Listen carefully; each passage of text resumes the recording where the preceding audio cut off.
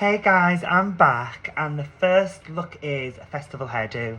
So I'm going to use two brushes. I've just washed my hair, so I'm going to start with the detangling brush. You can use this brush wet, with your hair wet or dry. I'm going to get straight into it. I feel like for a festival, you have to have a braid and maybe some colour, and I might play with some gems. So using the Ultimate Styler, I'm going to part my hair. Get the parting right. This sort of like gives your hair like a proper shine.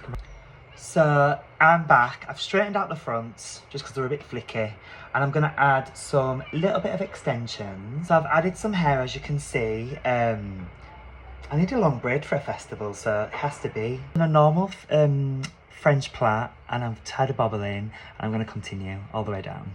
And then to blend your natural hair, if it sticks out a little bit, because my hair's quite short, just pull the braids out and make them super messy. Here's a long messy braid. For the girls with the bangs, and using a pop of colour, I'm also going to add some gems all the way down. And here's my final festival look. A long messy braid to the side with some rhinestones.